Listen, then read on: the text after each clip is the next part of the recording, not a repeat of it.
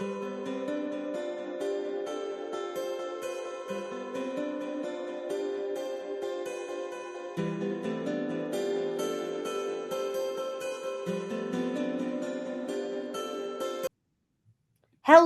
and welcome to the Legal Growth Podcast, where we dive into the strategies, challenges, and success stories shaping the future of law firms. I'm your host, Aaron Fulk, and together with the Legal Growth Partners, we'll bring you in-depth conversations with top legal professionals, industry innovators, and firm leaders. Our goal is simple: share practical insights, innovative strategies, and real-world advice to help your law firm scale, adapt, and thrive. Whether you're navigating growth challenges or looking to boost your business development, you are in the right place. Let's dive right in. This week, our guest is Taylor. Hi, Taylor. Welcome. Hi. Well, I'm so excited. Let's start here. Just give us a quick overview of how you decided to go into law and kind of how you decided on your specialty. Yeah, it's kind of I guess, a little unique story. I wanted to do engineering or architecture in like high school. I didn't really know what I wanted to do, but that's kind of what I was leaning towards because I loved math, physics, all that stuff. It was actually my mathematics college / high school teacher professor who kind of brought the idea into my mind that I should become a lawyer just because I would argue in class all the time about answers with my classmates. So that put the idea in my mind. I kind of just took off with it, going to college, and I kind of went into accounting because I still liked the math, business aspect of things, and I did political science. So I had an interest in policy. So it really wasn't until I started law school that I was like, okay, this is what I want to do because I really enjoyed all the analytical reasoning and obviously the arguments and the oral presentations that were involved in the legal field. But how I kind of chose like my specialty, again, I love business. I love the idea of running a business. So I never had any business ideas for myself. I kind of wanted to help other people run businesses. So accounting was a natural thing. So like numbers, money, of course, just the aspect that accounting is involved in every business.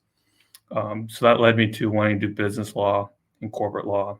And then the healthcare piece came on just because I had interest in like health and nutrition. I became very interested in like working out and training, taking care of my body. So that kind of led to my interest in the healthcare field and wanting to help, providers and other individuals in the healthcare space. So I kind of leaned in on that in law school, specialized in both of those. And then my 3L year in law school, I went out to DC to lobby, and I did mostly the life sciences and healthcare practice, amongst others.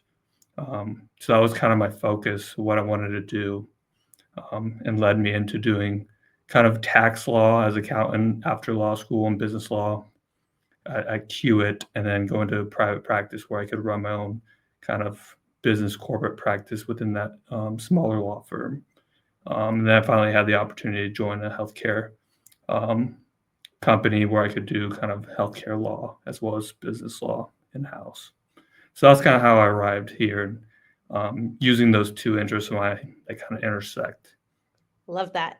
So, what do you think has been your biggest growth success story so far in your law career? As I would say, biggest growth would, I guess, going into that smaller firm. I never really wanted to go to a smaller firm until I talked to the attorney who broke off from a larger firm, started his own practice, and just meeting with him. I think we had like a 2-hour meeting. I was like, okay, I wanted to go join him. I also had the idea that I wanted to kind of generalize in the legal field because I think that's very important for all attorneys to do out of law school is kind of generalize a little bit before you specialize.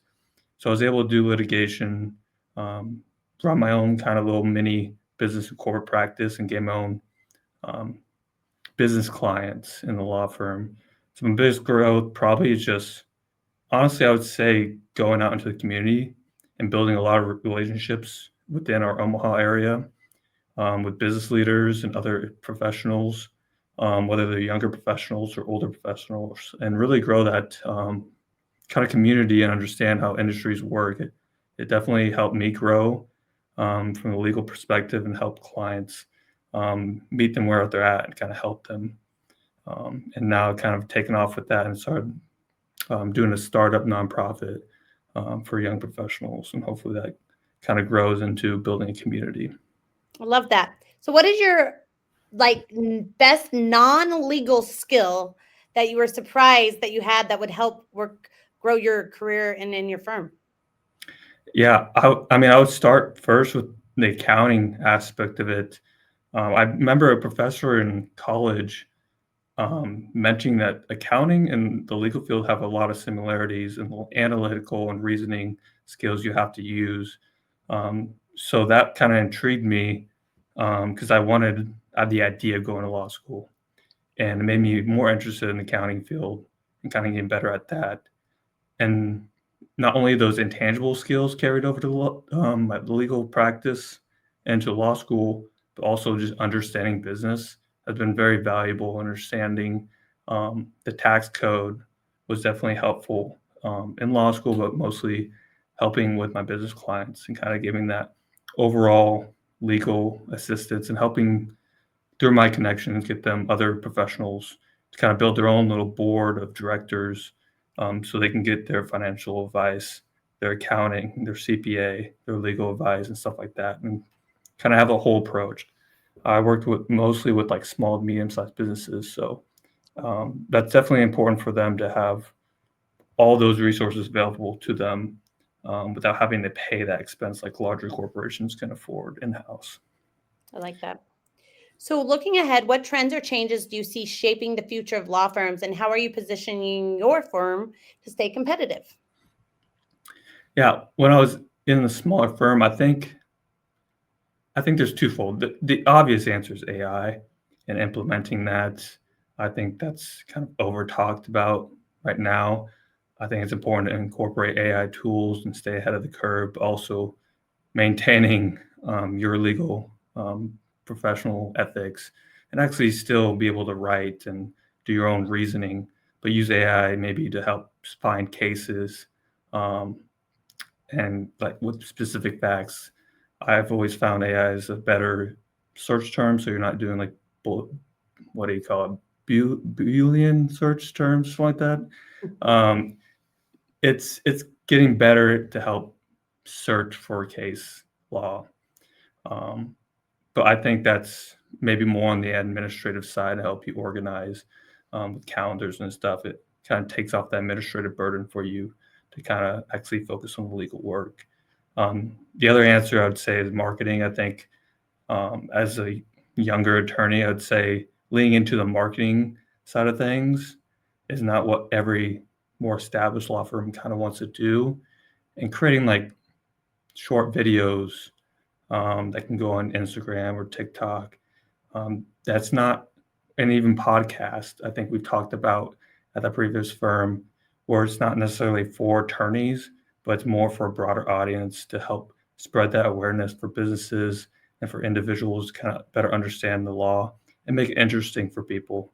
And obviously, touch their kind of gain their attention through shorter videos, but also through longer form podcasts, which is obviously very popular among my generation. People really hunger for that information and make it entertaining and simple to understand. I think is very valuable for law firms to lean on and kind of embrace the new marketing trends for law firms. Well, you are very, very inspiring. And you keep saying about your age, and I feel like you're doing so much for Gen Z. So I'm really, really impressed with you. I appreciate it. I'm just trying to figure out this. I feel like I'm winging it every day. So, We all feel like that, Taylor. We all feel mhm. like Yeah, I've learned that. Um, So, thank you for joining us on the Legal Growth mhm. Podcast presented by Legal Growth Partners. If you enjoyed today's episode, subscribe, drop us a review, and share it with your colleagues because great insights are even better when shared. For more tips and tools to help grow your practice, visit legalgrowthpartners.com. Until next time, keep innovating, keep growing, and keep smiling. Thanks so much, Taylor. Thanks for having me. Bye.